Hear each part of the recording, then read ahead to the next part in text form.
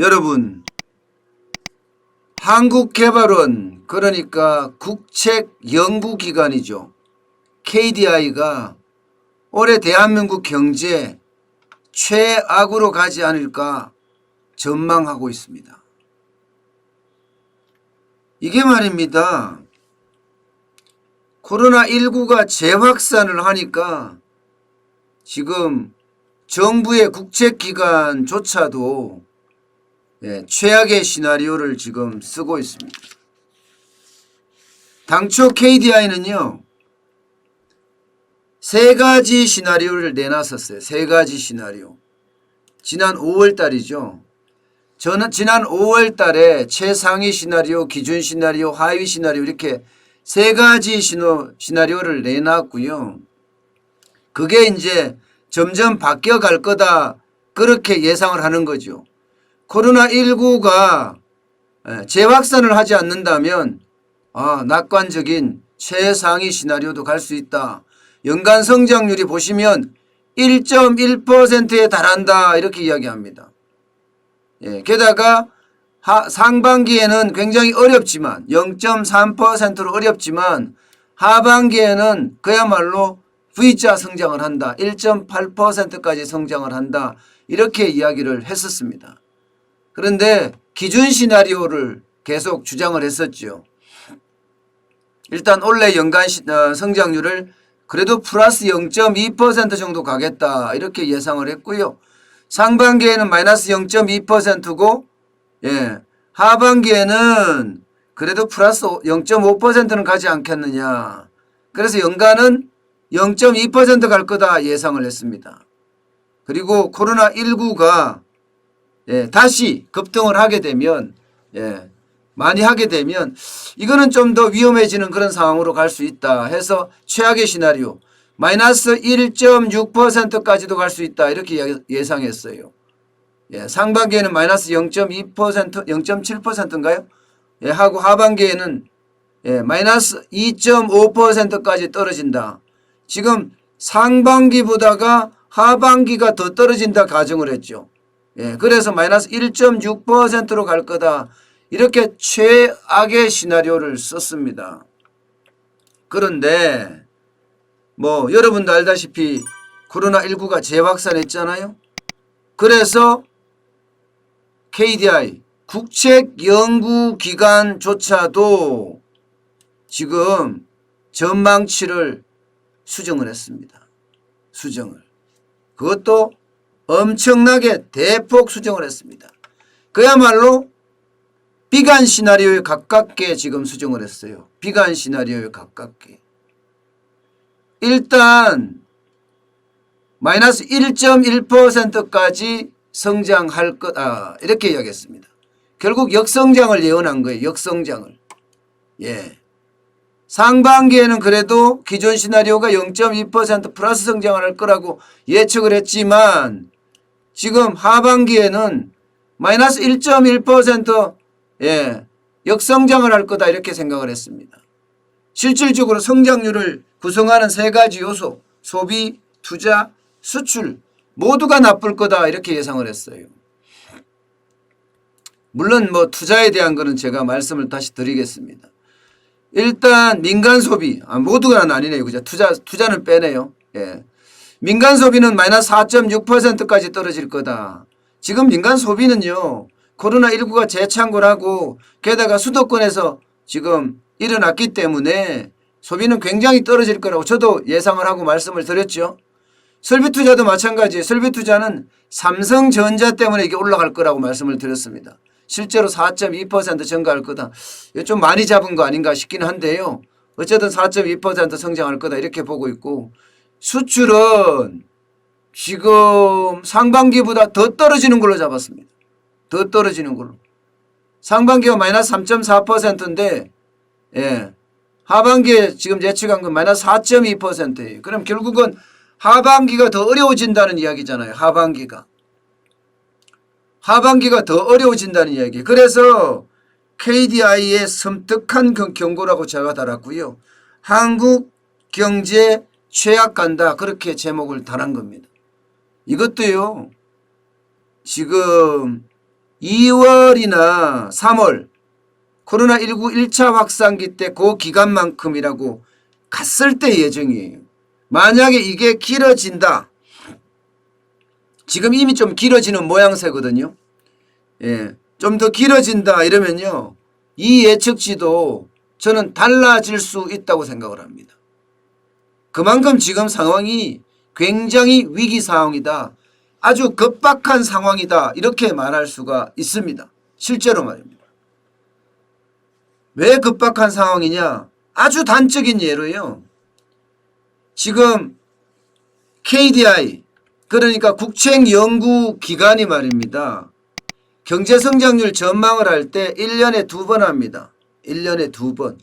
5월 달에 한 번 내고요. 11월 달에 한 번 내고 이렇게 2번밖에 안 합니다. 그런데 지금 8월 달에 경제성장률 전망치를 지금 또 냈잖아요. 이만큼 지금 우리 경제가 상황이 굉장히 어려워졌다. 예, 더 나빠지고 있다. 이런 이야기예요. 세 차례가 일어났다는 것은요. 진짜 예기치 않는 일이 발생이 됐다.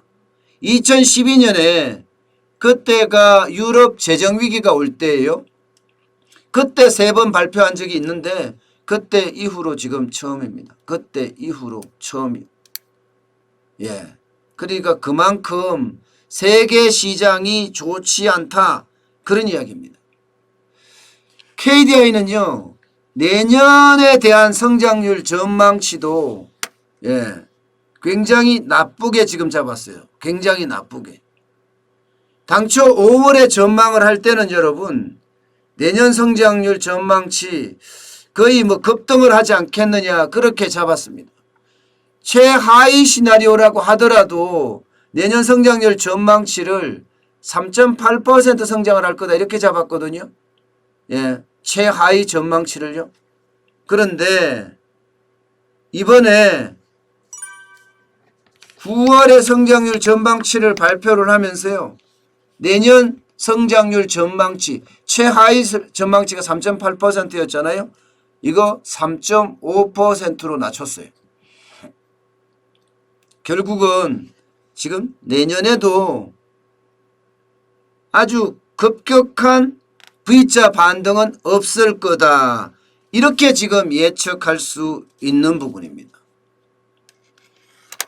결국 지금까지 정부만 유일하게 지금 V자 반등을 하겠다 이렇게 예상을 하고 있잖아요. 모든 국내 기관이든 해외 기관이든 다 지금 V자 반등은 없다 이렇게 이야기를 하고 있고요. 저는 L자라고 말씀을 드렸는데 L자도 저는 굉장히 기울기가 가파른 L자 자칫 잘못하면 I자로 갈 수 있는 형국까지 맞을 거다. 저는 그렇게까지 보고 있습니다. 제가 당초에 말씀을 드리기를 L자형이지만 L자형의 바닥이 한두 번 내려갈 거다 제가 말씀드렸어요. L자형의 바닥이 한두 번 내려갈 거다. 지금 그런 형국으로 점점 빨려 들어가고 있다. 저는 그렇게 봅니다. 그런 형국으로 점점 빨려 들어가고 있다. 이게요. 정부가 저는 현실을 파악해야 된다고 생각을 하거든요. 지금 정부는 경제에 대한 현실을 제대로 파악하지 못하고 있는 듯한 느낌입니다. 지금 보시는 것처럼 정부만 빨간 거예요. 빨간 거 0.1% 성장하겠다. 지금 나머지는 지금 보면 엄청나게 떨어지죠. 예. 현대경제연구원, 민간연구원입니다. 이런 데도 마이너스 0.5%로 생각을 하고 있고요. 최근에 한국은행도 지금 마이너스 1.3%로 줄였죠. 마이너스 1.3%로 줄였고요. S&P, 피치도 다 줄였습니다. 피치도 마이너스 1%, 1.1%죠. 예, S&P도 마찬가지 마이너스 1.5%고요. 또 IMF도 마이너스 2.1% 최악이죠. OECD도 최악의 시나리오는 마이너스 2.2%로 지금 잡고 있습니다. 유일하게 지금 정부만 플러스 0.1%로 잡고 있거든요. 이거를 기반으로 해서 지금 나라 살림을 살고 있다는 건 굉장히 장밋빛 전망으로 모래성 위에 쌓는 것 아니냐 이런 생각까지 듭니다. 게다가 지금 신용평가 기관들의 어떤 전망치가 좀 무서워요. 무디스도 그렇고요. 예. S&P도 그렇고요. 피치도 그렇고요. 예. 이들이 만약에 국가 신용 등급 전망을 하향 조정한다 이런 말까지 나오면 어쩌나 좀 불안할 정도예요. 불안할 정도예요. 여러분, 현실을 제대로 판단하고 그 현실을 판단한 상태에서 대책을 세워야 되는데 그렇지 못하니까 제가 KDI 섬뜩한 경고라는 앞에 섬뜩한을 달았습니다. 예, 정부 말을 믿을 수 없다는 게 바로 이런 측면이에요. 물론 정부는요 조금 긍정적으로 볼 수도 있습니다. 조금 긍정적으로 볼 수도 있어요. 그러나 아무리 긍정적으로 본다고 하더라도요 한국은행이나 국책 연구기관들하고는 좀 비슷한 보조를 맞춰야 되거든요. 지금 그렇지 못하다는 거예요. 그렇지 못하다고.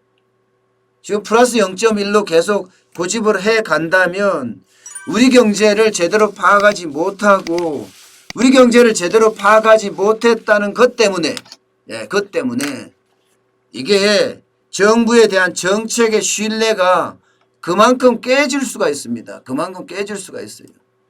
저는 그게 굉장히 어려운 거예요. 그게. 제가 오늘 경제 뉴스 중에서 탑으로 잡은 이유도 그런 이유입니다. 정부가 제대로 진단을 내리고 그에 대한 대책을 세운다고 생각을 했을 때 전문가들도 정부 정책에 대한 신뢰가 커지고 그러면 당연히 소비자나 전체 국민도 정부 정책에 대한 신뢰가 커지게 되어 있습니다. 그러면 경제는 심리라고 했어요.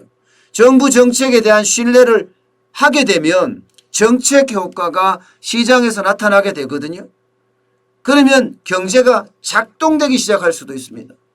작동. 근데 지금 문재인 정부는 정부의 정책 신뢰도가 최하위 수준이에요. 지금처럼 이렇게 하기 때문이에요. 현실을 제대로 파악하지 못한 상태에서 모든 정책이 나오기 때문에 그 정책에 대한 신뢰가 현장에서부터 거부당합니다. 제가 현장에서 제일 먼저 보면서 현장에 적용해보고 제가 여러분에게 해설하고 설명하고 브리핑하고 대안을 제시하는 걸 보면 아실 수 있잖아요. 전 그런 게 참 안타깝습니다. 지금까지 제가 문재인 정부 이야기 듣기는 국민에게 귀를 기울인다. 저는 이런 이야기를 굉장히 많이 들었어요. 국민의 눈높이를 맞춘다. 이런 이야기도 굉장히 많이 들었고요. 글쎄요. 그런가요? 지금 제가 봐서는 이미 청와대는 철회장막 내지는 주계장막이 쳐져 있고요. 대통령이 가는 곳에는 이미 가려져 있다. 이제 대통령은 거의 외딴섬에 갇혀 있는 것 아니냐 이런 생각이 저는 들 정도거든요. 왜냐하면 정부 정책이 나오는 거 보면 너무 형편이 없어요. 부동산 정책도 그렇고 보건산업 정책도 그렇고요. 지금 뭐 경제정책은 말할 것도 없고요. 게다가 직접 대통령이 계속 갈라치기를 반복하잖아요. 대통령이 직접 국민을 갈라치기 편가르기 한다는 것은요. 더더욱 정부를 믿지 못하게 만듭니다. 대통령은 어느 나라나 할 것 없이 좌파든 우파든 국가의 지도자인 것은 분명한 사실입니다. 국가의 지도자는요. 국민을 한마음 한뜻으로 모아놓고 그 모은 마음을 가지고 정책을 추진하는 게 어떻게 생각하면 가장 막중한 의무입니다. 그런데 가장 막중한 의무인 국민의 마음을 하나로 모으는 거 이거를 못한다는 거예요. 갈라치기 뭐 한두 가지가 아니잖아요. 의사가 파업하니까 간호사 칭찬하면서 의사를 비난하고 이거는 직접 한 거예요. 직접. 문재인 대통령이 직접 갈라치기를 한 거예요. 나머지는 뭐 법으로 했다고 하죠. 임대차 보호 3법 만들면서 세입자하고 그죠? 집주인하고 갈라치기 하고 그러면서 또 부동산 정책을 뭐 규제 일변도로 가면서 30대, 40대, 20대, 30대와 40대, 50대를 갈라치기 하고 뭐 갈라치기 한개 두 개가 아니에요. 저는 지금이라도 늦지 않았다고 생각해요. 예. 늦었을까요? 그럴 수도 있겠죠. 그러면 최소한의 양심을 지킨다고 한다면 국민 갈라치기 이제 그만해야 될 것 같아요. 그게 조금이라도 제 생각에는 자존심을 지키는 길이 아닌가 싶어요. 예. 어쨌든 정부의 정책에 대한 신뢰에 어떻게 확보할 것인가 다시 한번 고민해야 될 때가 아닌가 싶습니다.